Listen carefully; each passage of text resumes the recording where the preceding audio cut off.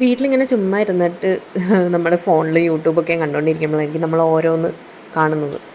ഓരോ കറികൾ, ഡിഫറെൻ്റ് ആയിട്ടുള്ള കറികൾ. അങ്ങനെ ഞാനൊന്ന് ഒരെണ്ണം ഡിഫറെൻ്റ് കണ്ടു. അതാണ് ഞാൻ ഉണ്ടാക്കി കാണിച്ചു തരാൻ പോണത്. ഒന്നുമില്ല, ബ്രിഞ്ചാൾ കറിയാണ്. ഞാൻ ഷമ്മീസ് കിച്ചണിലാണ് ഈ ഒരു കറി കണ്ടത്. അപ്പോൾ അതേ പാൻ ചൂടാക്കുക, നമ്മൾ കടുകും ഉലുവയും കുറച്ച് ജീരകവും കൂടി പൊട്ടിക്കുക.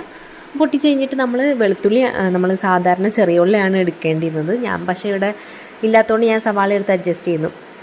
അതൊന്ന് വഴണ്ടി വരണ ഇടയ്ക്ക് ഞാൻ ഉപ്പിട്ടുണ്ടായിരുന്നു. വഴണ്ടി വരണ വരെ നമ്മൾ നല്ലോണം ഇളക്കി കൊടുക്കുക. പിന്നെ ഇഞ്ചി വെളുത്തുള്ളി ഇട്ടിട്ട് പിന്നെ പച്ചമുളക് ആവശ്യത്തിന്, ഞാൻ 2 പച്ചമുളകാണ് എടുത്തേക്കുന്നത്. എല്ലാം നിങ്ങളുടെ അളവിനനുസരിച്ച് നിങ്ങൾ ചേർക്കുക കേട്ടോ.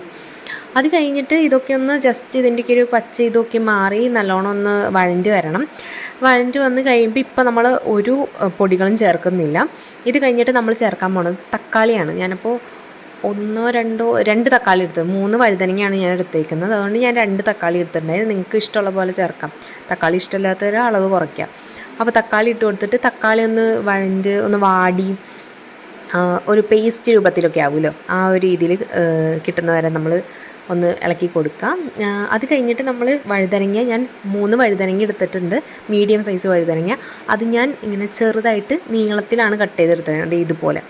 ഇതും ഇട്ടിട്ട് ഒന്ന് ആവി കൊള്ളിച്ച് വഴുതനങ്ങ ഒന്ന് വാടി വരണ വരെ വയ്ക്കുക, ഇതുപോലെ തന്നെ. ഇപ്പോഴാണ് നമ്മൾ പൊടികളായിട്ട് ചേർക്കാൻ പോണത്. മുളക് പൊടി ഞാൻ കാശ്മീരി ചില്ലിയാണ് എടുത്തേക്കുന്നത്. അത് ആവശ്യാനുസരണത്തിന്. നമ്മൾ പച്ചമുളക് ചേർത്തുകൊണ്ടാണ് നമ്മൾ കാശ്മീരി ചില്ലി പൗഡർ ഇട്ടത്. ഇനി നമ്മൾ മല്ലിപ്പൊടി ഇട്ടുന്നുണ്ട്, പിന്നെ കുറച്ച് മഞ്ഞൾപ്പൊടി. ഇത് ഇത്ര ഇട്ടിട്ട് നമ്മൾ ഈ പൊടികളുടെയൊക്കെ പച്ചമണം മാറണ വരെ ഒന്ന് നല്ലോണം ഇളക്കി കൊടുക്കുക. അതുപോലെ തന്നെ കഷ്ണത്തിലൊക്കെയും പിടിക്കണം ഈ ഒരു സമയത്ത്. പിന്നെ നമ്മൾ ഓൾറെഡി ഇതിന് വേവിക്കാനായിട്ടുള്ള വെള്ളം, അതായത് നമ്മൾ വേവിക്കാനായിട്ട് വെള്ളം എന്ന് വെച്ചാൽ നമ്മൾ വാളംപുളി ഉണ്ടല്ലോ, വാളംപുളി നമ്മൾ നല്ലോണം പിഴിഞ്ഞ് കുറച്ച് നേരം വച്ചിട്ട് ആ ഒരു വെള്ളം, വാളംപുളി വെള്ളമാണ് നമ്മൾ ഒഴിക്കണത്. ഒഴിച്ച് കഴിഞ്ഞിട്ട് പിന്നെ ആവശ്യത്തിന് ഇത്തിരിയോടി വെള്ളം നമുക്ക് ചേർക്കാം. നമ്മൾ കറിയായിട്ട് കുറച്ച് തിക്ക് ഗ്രേവി ആയിട്ട് എടുക്കണമെങ്കിൽ നമ്മൾ കുറച്ചും കൂടി വെള്ളം ഒഴിച്ചിട്ട് പിന്നെ നമ്മൾ അടച്ച് വെച്ച് വേവിക്കുകയാണ് ചെയ്യേണ്ടത്.